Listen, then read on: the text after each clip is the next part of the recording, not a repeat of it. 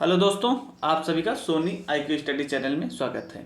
I hope आप लोग अच्छे होंगे, मस्त होंगे, स्वस्थ होंगे और अपने एग्जाम की तैयारी अच्छे से कर रहे होंगे। तो आज हमारा टॉपिक है पृथ्वी। पृथ्वी से जुड़े कुछ महत्वपूर्ण कुछ प्रश्न हैं। पृथ्वी अपनी धुरी पर किस दिशा में घूमती है? तो पृथ्वी अपनी धुरी पर पश्चिम से पूर्व की ओर घूमती है। पृथ्वी का जलीय भाग और स्थलीय भाग कितना है? पृथ्वी का जो जलीय भाग है वो 71%, पृथ्वी का जलीय भाग 71% और स्थलीय भाग 29% है। किस तिथि को अपसौर की स्थिति होती है? तो 4 जुलाई को पृथ्वी की अपसौर की स्थिति होती है। पृथ्वी का विषुवतीय व्यास कितना होता है? तो 12,756 किलोमीटर तथा इसकी ध्रुवीय व्यास 12,714 किलोमीटर होती है। ऋतु परिवर्तन किस गति के कारण होता है? तो वार्षिकी गति के कारण ऋतु परिवर्तन होता है। पृथ्वी अपनी धुरी का चक्कर किस रफ्तार से और कितने समय में पूरा करती है? तो पृथ्वी 1610 किलोमीटर प्रति घंटे की चाल से 23 घंटे 56 मिनट 4 सेकंड में पूरा करती है। पृथ्वी की किस गति से दिन और रात होता है? पृथ्वी की गति घूर्णन गति से दिन और रात की होता है। पृथ्वी की किस गति से वर्ष बनते हैं? तो परिक्रमण गति से पृथ्वी की गति वर्ष बनते हैं। सूर्य की परिक्रमा करने में पृथ्वी को कितना समय लगता है? तो 365 दिन 5 घंटे 48 मिनट 46 सेकेंड, यानी या तो कह सकते हैं हम 365 दिन 6 घंटे लगते हैं। पृथ्वी दिवस कब मनाया जाता है? तो 22 अप्रैल को। 22 अप्रैल को पृथ्वी दिवस मनाया जाता है। प्रत्येक सौर वर्ष या कैलेंडर वर्ष में कितना समय बढ़ जाता है? तो प्रत्येक सौर वर्ष या कैलेंडर वर्ष में 6 घंटे बढ़ जाते हैं। आकार और बनावट की दृष्टि से पृथ्वी किस ग्रह के समान है? तो हमारा जवाब शुक्र। हमारी पृथ्वी जो है वो शुक्र के समान है। पृथ्वी को नीला ग्रह किस कारण से कहा जाता है? तो पृथ्वी को नीला ग्रह पानी की उपस्थिति के कारण कहा जाता है। सूर्य के बाद पृथ्वी का सबसे निकट का तारा कौन सा है? तो सूर्य के बाद पृथ्वी का सबसे निकट तारा सूर्य के बाद पृथ्वी का सबसे निकट का तारा कौन सा है? तो सूर्य के बाद पृथ्वी का सबसे निकट तारा प्रकिस्मा सेंचुरी है। कौन सा है?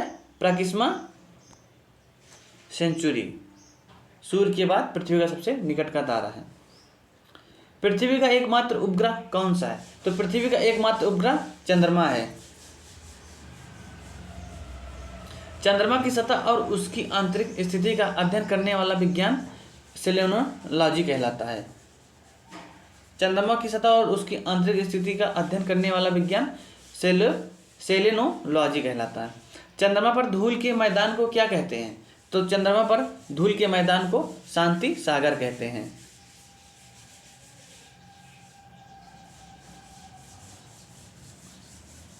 जीवाश्म ग्रह किसे कहा जाता है? तो जीवाश्म ग्रह चंद्रमा को कहा जाता है।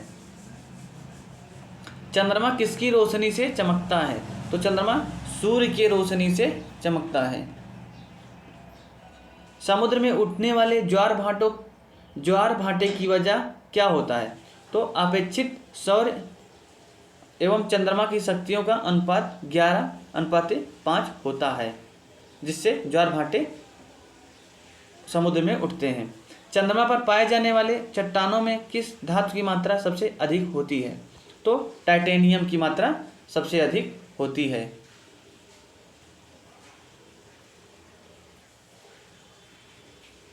पृथ्वी से चंद्रमा का कितना प्रतिशत भाग दिखाई देता है? तो पृथ्वी से चंद्रमा का 57% भाग दिखाई देता है। चंद्रमा धरती की परिक्रमा एवं घूर्णन कितने दिनों में करता है? तो 27 दिन 8 घंटे में करता है। चंद्रमा का सबसे ऊंचा पर्वत कौन सा है? लिम्निट्ज पर्वत। लिम्निट्ज चंद्रमा का सबसे ऊंचा पर्वत है। चंद्रमा पर सबसे पहले पहुंचने वाले अंतरिक्ष यात्री कौन थे? नील आर्मस्ट्रांग एवं सर एडविन एल्ड्रिन थे। नील आर्मस्ट्रांग एवं सर एल्विन एल्ड्रिन थे। चंद्रमा पर कब अंतरिक्ष यात्रियों ने पहुंचने में सफलता पाई है? तो 21 जुलाई 1969 ईस्वी को चंद्रमा पर पहुंचने की सफलता पाई है। चंद्रमा पर पहली बार पहुंचने वाले अंतरिक्ष यात्री किस यान से गए थे? तो अपोलो 11 से। अपोलो 11 से चंद्रमा पर पहली बार पहुंचने वाले अंतरिक्ष यात्री थे। प्रकाश चक्र क्या है? तो वैसी काल्पनिक रेखा जो पृथ्वी के प्रकाशित और अप्रकाशित हिस्सों को बांटती है वो प्रकाश चक्र कहलाती है। काल्पनिक रेखा जो पृथ्वी के प्रकाशित और अप्रकाशित हिस्सों को बांटती है उसे हम प्रकाश चक्र कहते हैं। सर्वप्रथम किसने कहा कि पृथ्वी गोल है? तो पाइथागोरस ने सर्वप्रथम पृथ्वी को गोल बताया। जिस कक्षा में पृथ्वी सूर्य की परिक्रमा करती है उसे क्या कहते हैं? तो उसे हम दीर्घवृत्तीय कहते हैं। जिस कक्षा में पृथ्वी सूर्य की परिक्रमा करती है उसे दीर्घवृत्तीय कहते हैं। एप्साइड रेखा क्या है? उपसौरिक एवं अपसौरिक को मिलाने वाली काल्पनिक रेखा सूर्य के केंद्र से गुजरती है, इसे एप्साइड रेखा कहते हैं। उपसौरिक क्या है? 3 जनवरी को सूर्य और पृथ्वी के बीच की दूरी कम हो जाती है जिसे उपसौरिक कहते हैं। अपसौरिक क्या है? जुलाई को पृथ्वी सूर्य से कुछ दूरी चली जाती है जिसे अपसौरिक कहते हैं।